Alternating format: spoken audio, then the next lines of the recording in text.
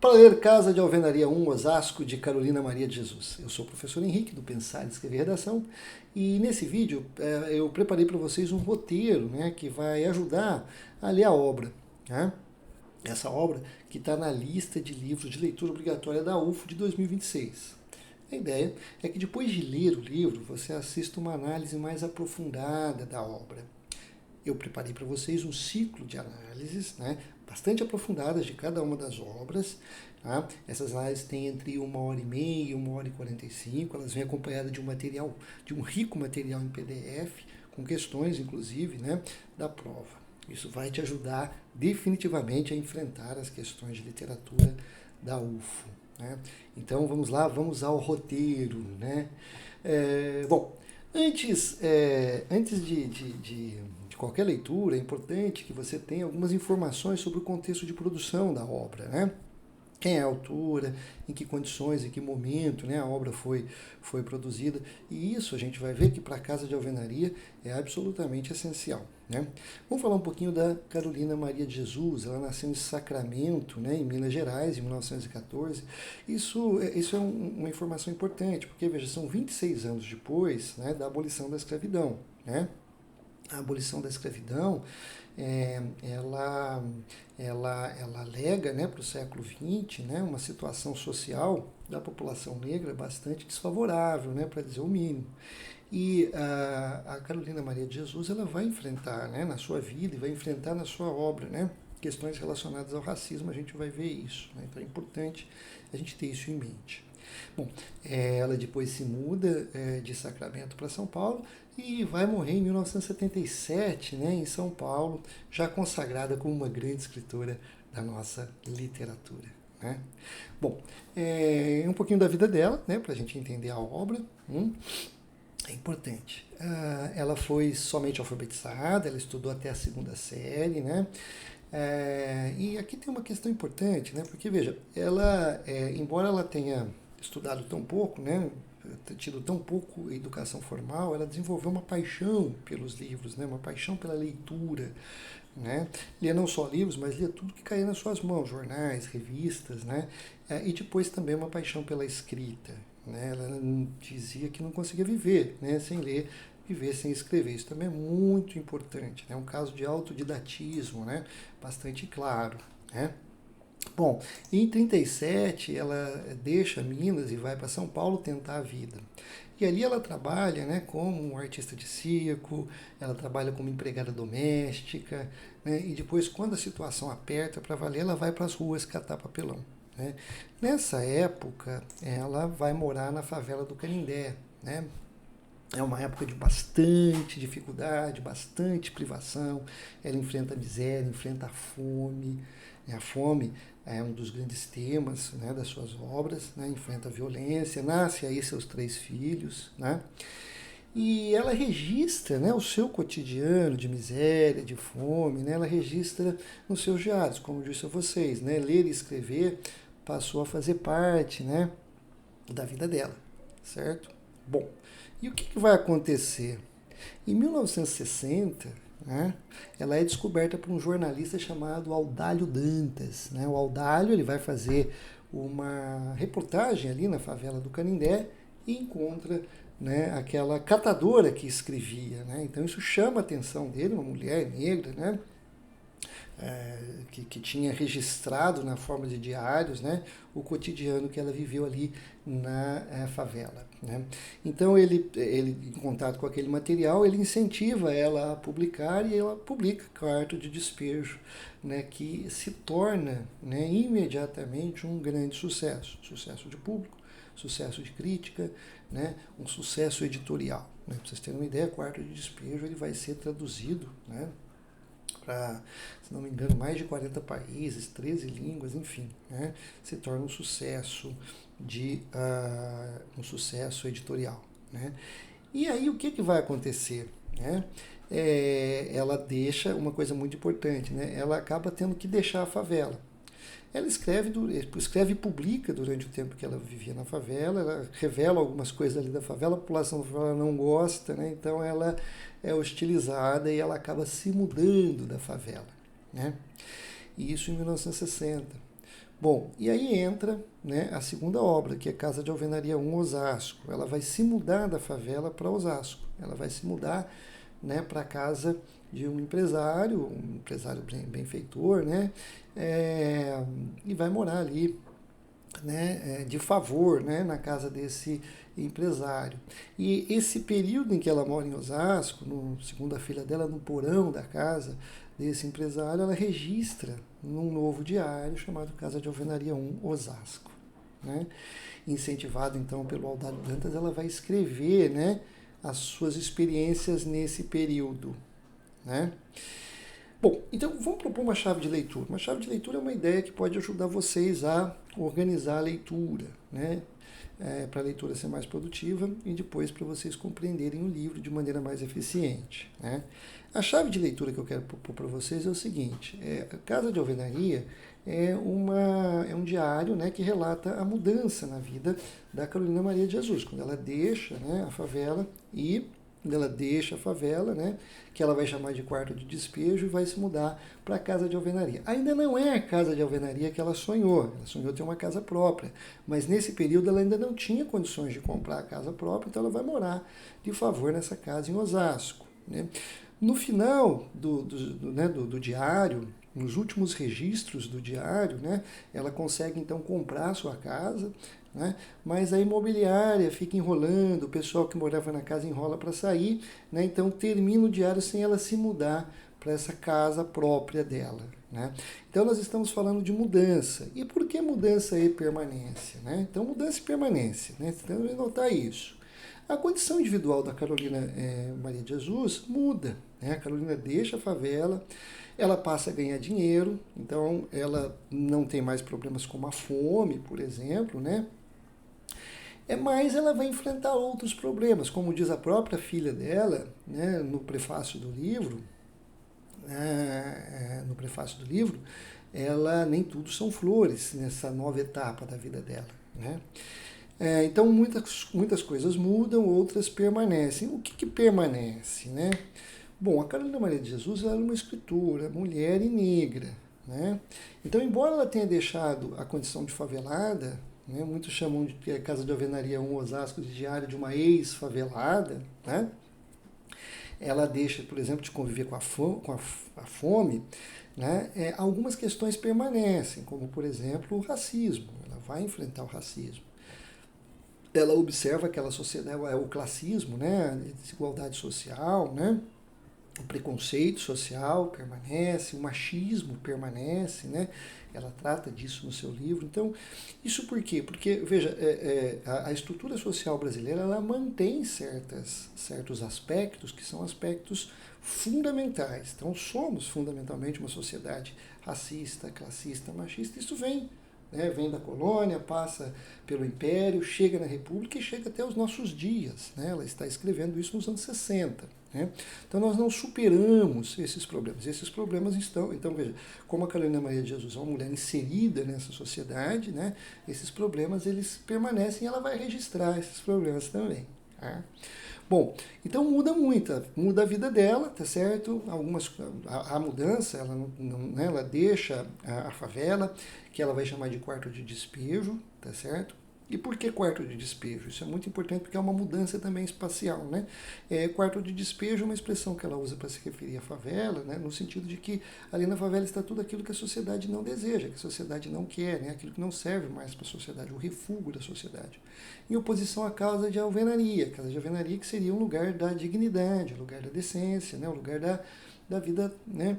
Você tem condições de higiene, condições de saúde, condições de moradia mais tranquilas. Então você tem essa mudança entre esses dois espaços. Essa mudança, né, representa, tá certo? Ela sair né, de uma vida indigna, de fome, de miséria, e ir para uma vida mais digna, onde a miséria e a fome não se abate mais. Tá? Mas determinados problemas que existiam no quarto de despejo permanecem ali na casa de alvenaria, tá certo? Como o racismo, né, o machismo, né, o preconceito social. Né? Pois bem, aqui nós temos três trechinhos que eu coloquei para vocês, né? Esse é um trechinho de quarto despejo, né? Que ela usa essa metáfora do quarto de despejo para favela. Então, sou rebotado, estou no quarto de despejo. O que está no quarto de despejo ou queima-se ou joga-se no lixo. Então, essa é a visão que ela tem, né, da favela, né? Numa sociedade profundamente desigual. Né? A favela é um quarto de despejo, é o que ela diz. E o meu sonho é residir numa casa de alvenaria, que seria a possibilidade de uma vida digna. Água encanada, quintal, jardim, luz elétrica para eu ouvir rádio. Tá? Se eu não soubesse ler, teria que ficar na favela até o fim da minha vida. Veja a importância, né, da leitura. De certo modo, o que tira ela, o que provoca essa mudança é exatamente o que é a leitura. Né? E ela vai falar o tempo todo da leitura, da educação, da importância disso para a vida das pessoas. Tá? E em casa de alvenaria, como eu disse a vocês, as coisas mudam, mas nem tudo são flores. Né? Então surgem outros problemas que ela tem que enfrentar. Então, com todas as manifestações que venho recebendo, né, da fama, do prestígio, eu estou inquieto interiormente. Tenho a impressão de que sou ferro banhado a ouro, olha só, né? Ferro banhado a ouro. E um dia o banho de ouro esmaece e eu volto à origem natural. Então algumas coisas permanecem, né? O ferro há de ser sempre ferro. Nesta confusão que vivo, a minha alma ficou mais lúcida. Né? E eu estou ficando triste igual uma flor quando vai murchando. A gente vai ver por que ela se sente assim. Né? Bom, o que você tem que tomar nota, né, ao ler a obra? Algumas questões importantes. Né? Primeiro, questões temáticas. Né? Então, eu recomendo que você, ao ler, vá anotando isso. Anote ali, né, anotem esses temas que vão aparecendo, porque são temas recorrentes. Na última prova da UFO, ela, né, trouxe a questão do racismo e a questão, né, do machismo, né, que são abordados na obra da Carolina Maria de Jesus. Né? Então, anotar a posição de Carolina quanto a relatos de racismo, né, numa estrutura social racista, posição social da mulher, né, a posição dela com relação, né, ela dizia que não queria se casar, não queria depender, né, de homem, mas ao mesmo tempo ela cobra das mulheres casadas uma posição bastante conservadora. Né? Então, anotem aí as ambiguidades com relação à posição social da mulher que ela revela nos seus diários. Né? A criação dos filhos, ela se incomoda muito, né? A vida dela fica atribulada depois do sucesso, então ela passa a ter menos tempo para os filhos, ela reclama disso. Tá? A relação com a fama, né? A fama, ela gosta da fama, mas às vezes incomoda, porque, por exemplo, não deixa tempo, anotem aí, para ela ler, para ela escrever. Né? A relação, o assédio da imprensa, né? O tempo todo ela está ali na imprensa, né? Para ela falar sobre a favela, para ela falar sobre a fome. Ela gosta, mas ao mesmo tempo incomoda. A relação com o Audálio Dantas, ao mesmo tempo que é o benfeitor, porque descobriu a Carolina na favela, ele pressiona ela, né? Ela, por exemplo, ela não queria escrever mais diário, ela queria escrever outros gêneros, mas ela acaba cedendo ao Audálio Dantas como gratidão, e ele também tinha uma posição de pressão, né, sobre ela. As viagens, os encontros, os amores, né? Ela viaja para 3 viagens são marcantes, né? A viagem que ela faz para Porto Alegre, a viagem que ela faz para o Recife, a viagem que ela faz para São José do Rio Pardo, no interior de São Paulo, as viagens para o Rio de Janeiro, obviamente, né? Esses 4 espaços são importantes, ela encontra pessoas, encontra autoridades, né? Governadores, prefeitos, e os amores, principalmente o Sinclair, que é um jornalista norte-americano com quem ela tem um relacionamento. Né? A questão social, muito importante, anotem sempre lá, a fome, o custo de vida, né? Principalmente a carestia, que na época, nos anos 60, era uma questão central, né? Central, a questão da carestia. Né? A questão política, né? Em 1960, era o governo Jânio Quadros, depois o Jânio renuncia, que foi um momento bastante turbulento na nossa vida política. Né? Ela faz homenagens, ela se encontra com Leonel Brizola, que era governador do Rio Grande do Sul, se encontra com Miguel Arraes, que era prefeito do Recife. Né? Então ela faz homenagem a esses políticos, a outros políticos também. Outros ela critica, e ela critica muito a corrupção. Né? Na época a corrupção era um tema importante, o próprio Jânio Quadros foi eleito sobre essa bandeira do combate à corrupção, né? Era o udenismo, como a gente chama. Tá? Bom, isso então com relação às questões temáticas. Então você vai anotando ali, vai percebendo a posição dela com relação a esses temas. Né? Isso é uma forma orientada de você ler. Tá? Bom, o que mais que você tem que tomar nota? As questões estéticas, as questões relacionadas à linguagem, à própria literatura. Né? Aí a gente tem que ver a literatura como uma prática social importante, principalmente naquele momento, né, em que nós não tínhamos ainda na internet, né, os meios de comunicação de massa estavam se assentando, então a literatura ainda tinha muito, né, a literatura e o jornalismo eram duas atividades de muito prestígio na sociedade. Ela vai alçar, né, uma mulher negra, né, que vem da roça, depois da favela, né, que vai alçar, aquilo vai incomodar muita gente, né? Muita gente não aceita, né, que a Carolina, uma mulher negra, favelada, periférica, ocupasse aquele lugar, né? Então, cuidado com isso, isso também está presente nos registros que ela faz, né? Então, quais são as questões estéticas com as quais vocês têm que tomar cuidado na hora de ler essa obra? Então, o gênero diário, né? O diário é um tipo de texto em que o autor ele relata suas experiências pessoais, mas também, né, suas reflexões sobre o contexto no qual ela vive. Né? Então, ele relata suas experiências e essas experiências estão situadas dentro de uma estrutura social. Então, você tem que ver o que a Carolina está vivendo, tá certo? E como que ela... Né? A Carolina, ela se insere como uma mulher negra periférica dentro da estrutura social da época. Isso é muito importante que você anote. Tá? O gênero diário, só você tem registro, né? Não são capítulos, né? Uma coisa importante, são registros, coloca a data, né? Vai dia após dia, né? Durante o ano de ela não escreve todos os dias, né? Mas os dias que ela escreve, ela registra e registra os acontecimentos que ela vivenciou. Tá? Num determinado registro, por exemplo, ela vai contar como foi uma viagem ao Rio de Janeiro, como foi uma viagem a São José do Rio Pardo, né? A linguagem é marcada pela oralidade, pelo coloquialismo, né? Veja, uma coisa muito importante, né? Ela vai utilizar a oralidade mineira, né? Ela escreve mais ou menos como se fala, né? Então ela não tem um domínio da gramática formal, mas aqui vem uma questão fundamental. Ela vai explorar a linguagem coloquial, né, ao máximo, né, e vai criar a partir disso. Lembra a lição dos modernistas, Oswald de Andrade, Mário de Andrade, com a valorização da linguagem coloquial? O Oswald falava sobre a contribuição milionária de todos os erros. A língua falada ela é muito rica, ela é muito rica, ela é muito criativa, ela é muito poderosa, e ela vai fazer isso. Ela vai trazer a oralidade mineira. Né? O cânone literário, aqui tem uma questão importante, né, que é o que a gente chama de cânone literário oficial, né, que é a literatura oficial, os autores de prestígio, né, e ela se insere nisso. Ela faz sucesso, ela tem sucesso editorial, ela vende, ela é reconhecida, e de certa maneira... Até ali você não tinha ainda autores, né, mulheres e autoras negras, né, principalmente autoras negras, mulheres, né, veja, ela vai, né, vai haver resistência, né, à autoria negra. Né. Uma coisa importante que vocês têm que anotar aí também é a necessidade de escrever outros gêneros. Né. O Audálio pressionava ela para escrever diários, ela fala o tempo todo que ela queria escrever romance, queria escrever peças de teatro. Né? Então é esse conflito aqui. Né? O sucesso editorial faz com que ela, então, vá escrever outro diário, né?